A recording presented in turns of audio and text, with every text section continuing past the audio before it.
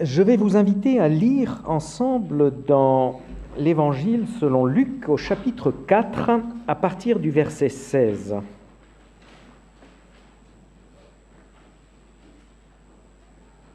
Luc donc, chapitre 4 à partir du verset 16.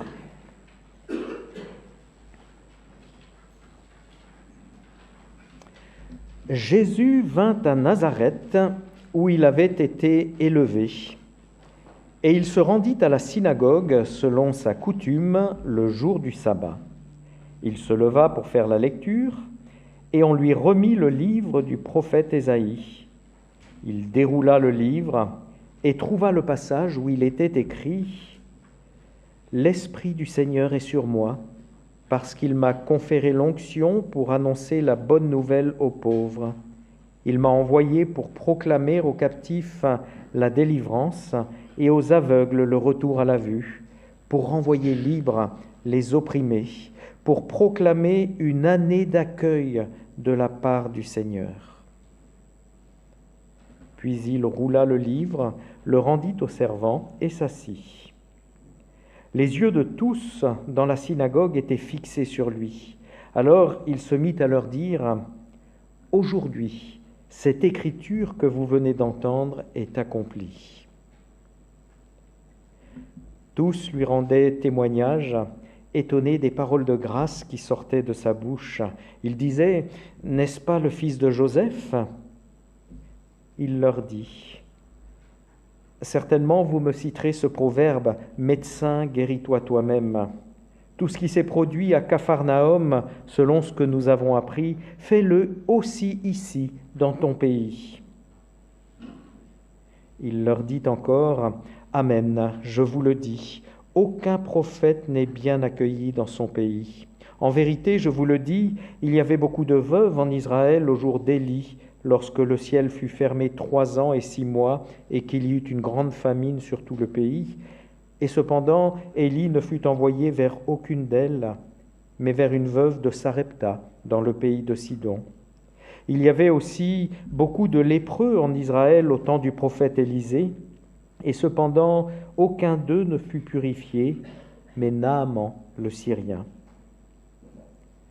Lorsqu'ils entendirent cela, tous dans la synagogue furent remplis de fureur. Ils se levèrent, le chassèrent hors de la ville et le menèrent jusqu'à un escarpement de la montagne sur laquelle leur ville était construite, afin de le précipiter en bas. Mais lui passa au milieu d'eux et s'en alla.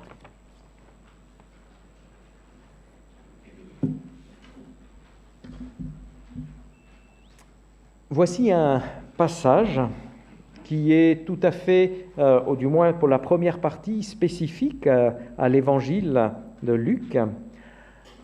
Un passage qui décrit le début officiel du ministère public de Jésus. On se rappelle un petit peu ce qu'il y a eu avant, après le baptême de Jésus, où l'on voit l'Esprit Saint descendre sur lui et Dieu le présenter comme son Fils bien-aimé. Après la mise à l'épreuve par le diable, où on entend encore cette question, si tu es vraiment le Fils de Dieu, mise à l'épreuve d'où Jésus est sorti vainqueur, Jésus donc commence maintenant son ministère public. Et ce début de ministère, eh bien, on pourrait le comparer un petit peu, selon ce qui nous apparaît ici, à une déclaration de politique générale peut-être, ou bien pour se référer peut-être à notre actualité alésienne plutôt qu'à l'actualité politique de notre pays, une proclamation de sa feuille de route, de son projet de ministère pour les années à venir. Ce discours, en tout cas, il se fonde sur une citation tirée du livre d'Ésaïe, au chapitre 61, verset 1 et la première partie du verset 2.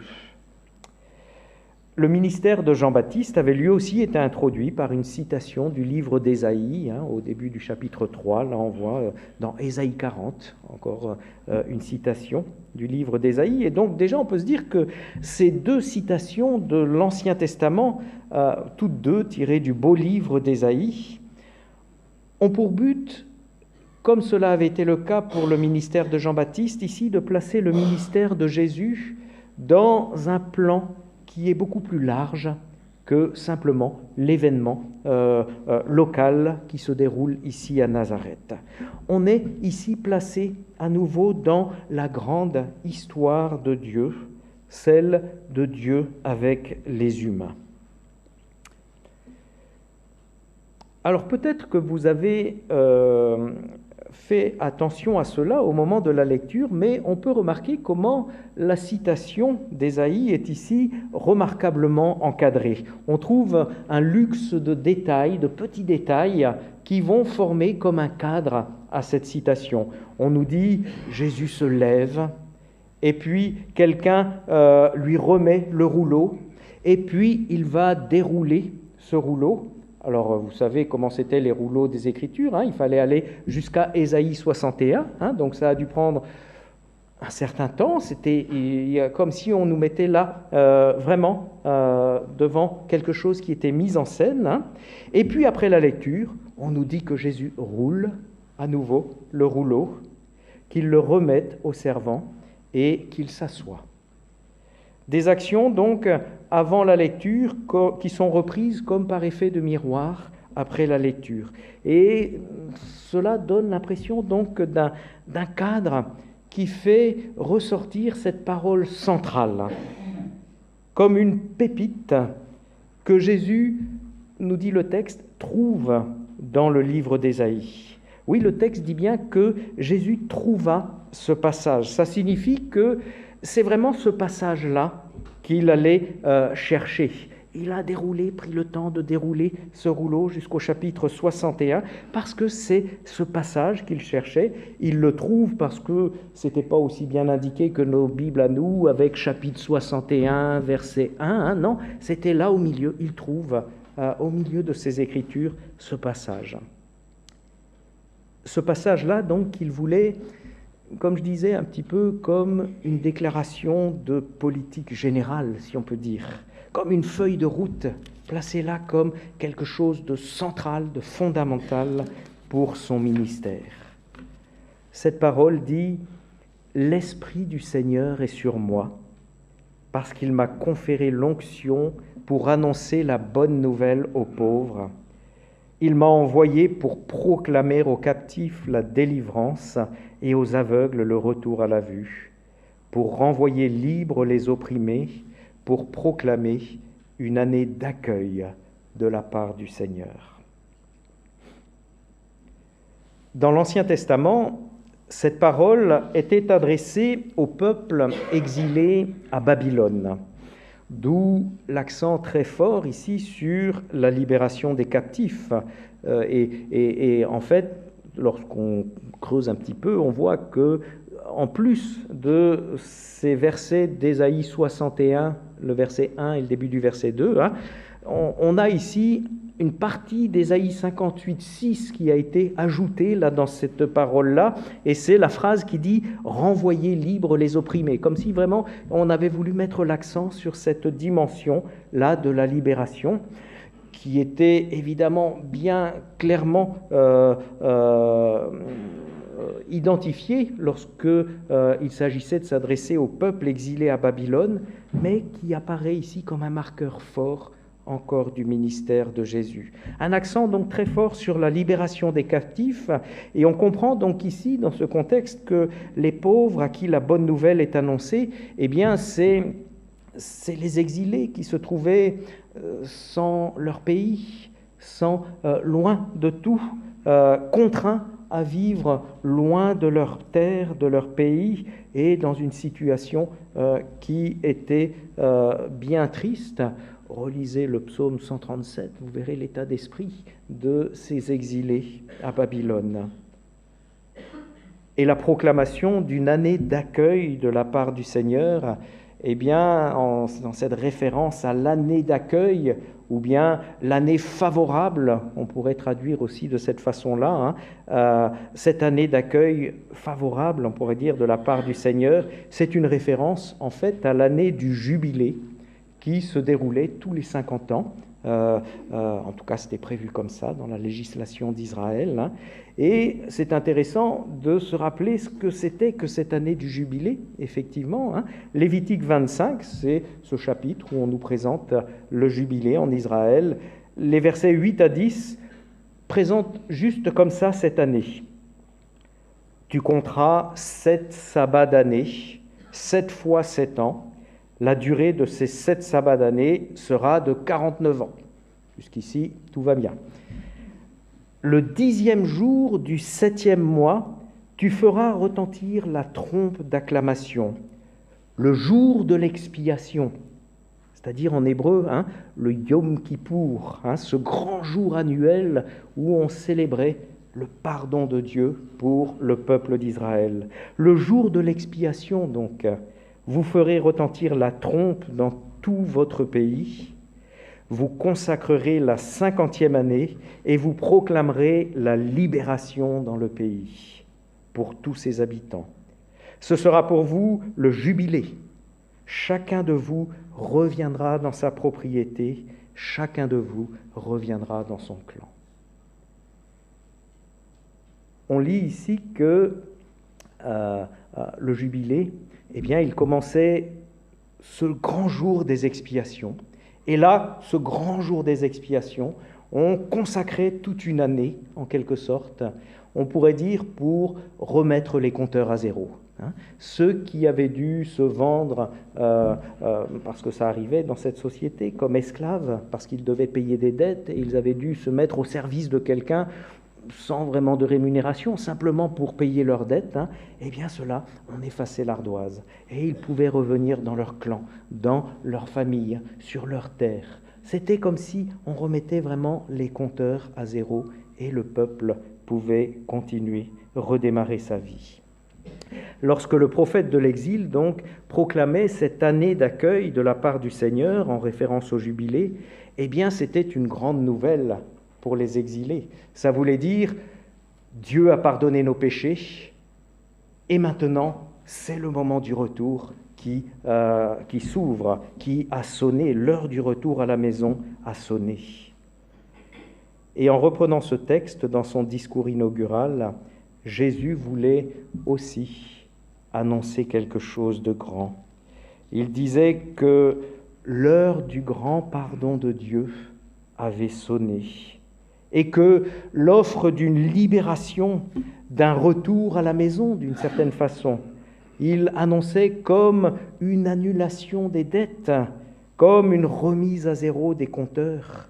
Voilà ce qui devenait possible par cette référence au prophète Ésaïe et par ricochet au jubilé. Dans le langage de l'Évangile, on ne parle plus de jubilé, mais de la bonne nouvelle du règne de Dieu.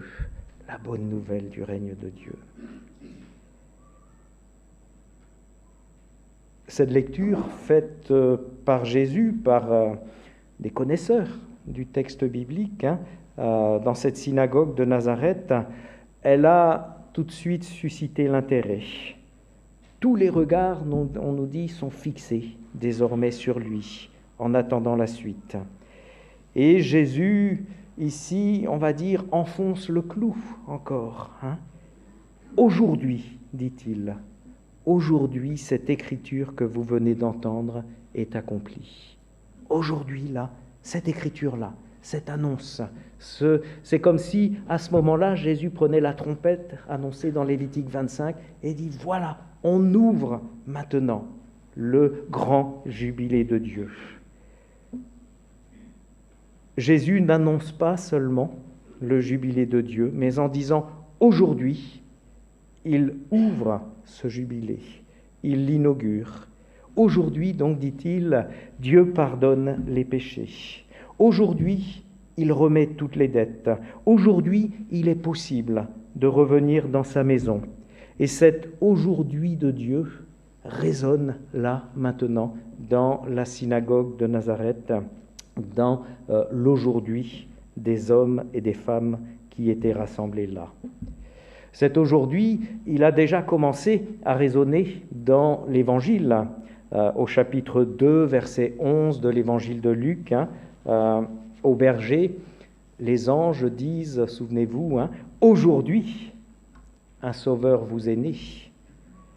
Un peu plus loin dans l'Évangile, à Zachée, c'est Jésus qui dit « Aujourd'hui, le salut est entré dans cette maison ».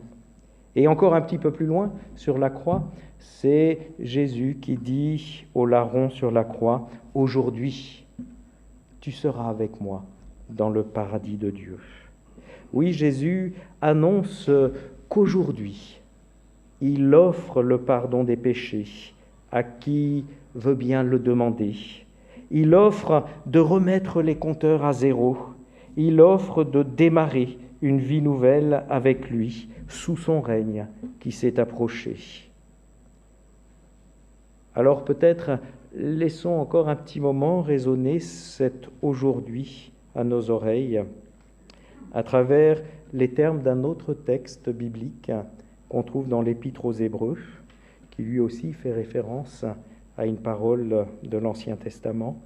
Aujourd'hui, si vous entendez sa voix, n'endurcissez pas vos cœurs. Il y a vraiment là la proclamation d'un aujourd'hui, de quelque chose qui s'ouvre, qui devient possible avec Dieu. Alors, avec une si grande nouvelle, on se serait attendu à un déferlement de joie parmi les auditeurs. La seconde partie du récit donne un son de cloche bien différent. On voit que ce qui a gagné, c'est le scepticisme d'abord, et puis la colère, on nous dit, et même finalement l'intention de tuer Jésus, de le précipiter là d'un escarpement. Il y a dans les environs de Nazareth actuellement une sorte d'escarpement, de falaise qui a été appelé le saut de Jésus, en référence à cet épisode. On ne sait pas du tout si c'est cet endroit-là, mais enfin, on garde le souvenir où on essaye de perpétuer le souvenir de cet épisode ici. Que s'est-il passé ? En fait, ça n'est pas si facile que ça à déterminer parce que ce n'est pas simple de vraiment voir où exactement le récit bascule. Qu'est-ce qui a provoqué cette situation ? Est-ce que c'est au verset 22 ? Les gens étaient assez ébahis de ce que Jésus disait, mais en même temps, cet ébahissement traduisait peut-être surtout un scepticisme. Ils s'étonnaient que Jésus puisse tenir des propos aussi ambitieux. Après tout, n'était-il pas que le fils de Joseph ? Comment est-ce qu'il peut, lui, le fils de Joseph, prétendre inaugurer le grand jubilé de Dieu ? Ou bien le basculement se fait-il au verset 23 ? Jésus comprend, décèle les pensées secrètes des habitants de son village, Nazareth, et là, il les fait en quelque sorte, il les exprime. C'est bien beau ces paroles, mais nous, on veut du concret. Tu as fait de grands miracles à Capharnaüm, à côté de chez nous, et nous, ici, rien, nada. J'allais dire que dalle. Ces habitants de Nazareth étaient-ils jaloux de ce que Jésus avait fait là-bas, accordé aux autres et pas à eux? Et Jésus de constater, aucun prophète n'est bien accueilli dans sa patrie. D'ailleurs, et il prend les exemples d'Élie et d'Élisée, Élie et Élisée ont eu plus de succès auprès d'étrangers, apparemment, qu'auprès de leurs compatriotes. Alors prenons juste quelques instants pour réfléchir aux réticences des habitants de Nazareth. Jésus présente un programme très ambitieux. Il le présente aux habitants de Nazareth et aujourd'hui, nous l'entendons, ce programme très ambitieux. Non seulement, on a dit, il l'annonce, mais en plus, il proclame qu'à partir d'aujourd'hui, la mise en œuvre de ce programme se réalise. Les habitants de Nazareth ne sont pas convaincus, ils veulent du concret. Ils ont entendu parler des miracles accomplis à Capharnaüm. Dans notre texte, ça vient juste après nos versets à nous, à la fin du chapitre 4. Et ils veulent les mêmes. Au fond, on pourrait dire qu'ils veulent les miracles de Jésus, plutôt que Jésus lui-même, qui aujourd'hui se présente à eux. Et ils nous interrogent sur le désir profond de notre cœur. Que cherchons-nous en premier dans la foi chrétienne ? Des miracles ? La satisfaction de nos désirs ? Recevoir au moins autant que les autres ? Cherchons-nous les miracles de Jésus plutôt que Jésus lui-même ? Après tout, la chose pourrait paraître raisonnable. Je veux les miracles puisque Jésus est capable de faire des miracles. Mais la chose est-elle vraiment raisonnable ?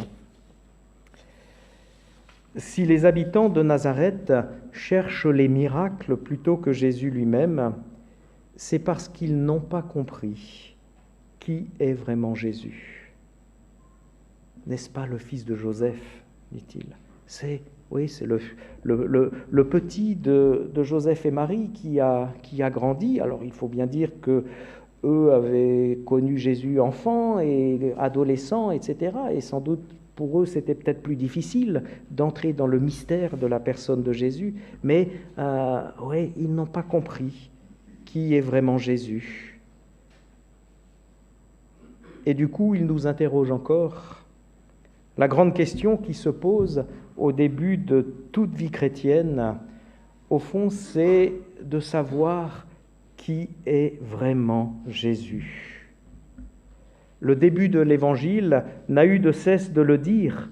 Jésus, nous dit-il, dans les 3 premiers chapitres, on dit qu'il était seulement, on va dire, à ce qu'on disait le fils de Joseph, parce qu'en vérité, il était bien plus que cela. Il était le Messie, le Seigneur, au chapitre 2, verset 11, au chapitre 2, verset 26, et on affirme avec grande force, il est le Fils de Dieu. Au chapitre 1, verset 35, au chapitre 3, verset 22. Il y a vraiment cette répétition pour dire qui est Jésus vraiment. Et au début donc de toute vie chrétienne, se pose cette question, au fond, qui est Jésus ? Confesser la foi chrétienne, c'est dire avec le credo « Je crois en Dieu le Père Tout-Puissant, Créateur du ciel et de la terre, et en Jésus-Christ, son Fils unique. » C'est la confession de la foi chrétienne. Et Karl Barth écrivait cette formule lapidaire en commentant ce 2e article du Credo. Il disait « Ici, des décisions s'imposent. » Ici, des décisions s'imposent devant cette affirmation « Jésus, Fils de Dieu ».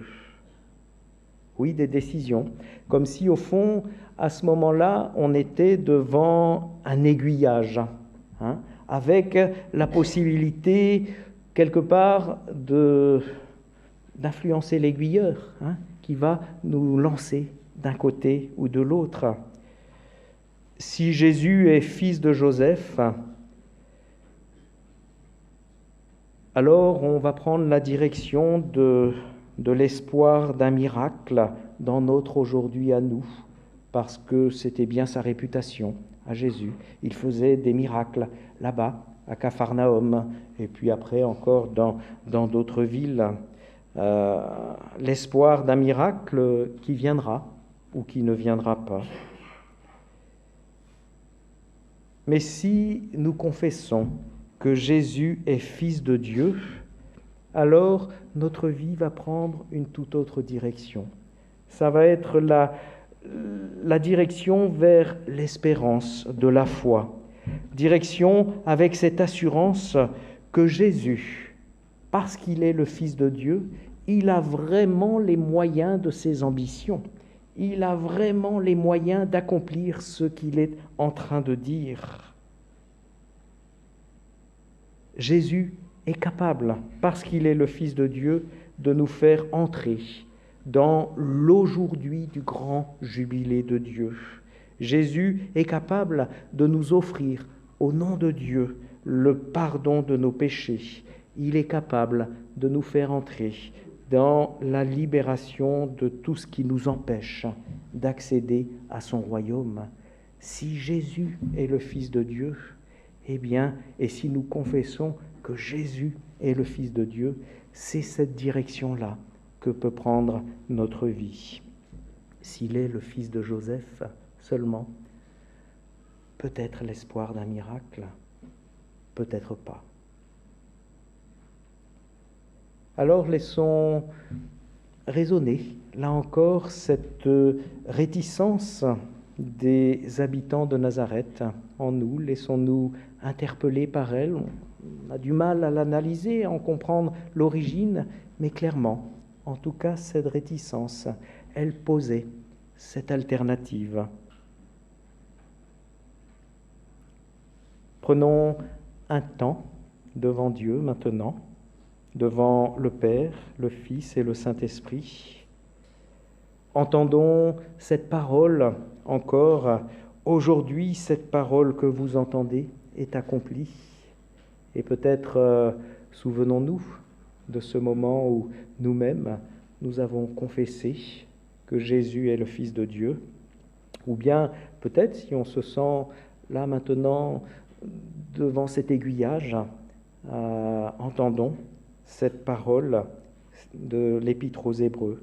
Aujourd'hui, si vous entendez sa voix, n'endurcissez pas vos cœurs. On va avoir un morceau de musique maintenant pour nous inviter à prendre quelque temps de méditation.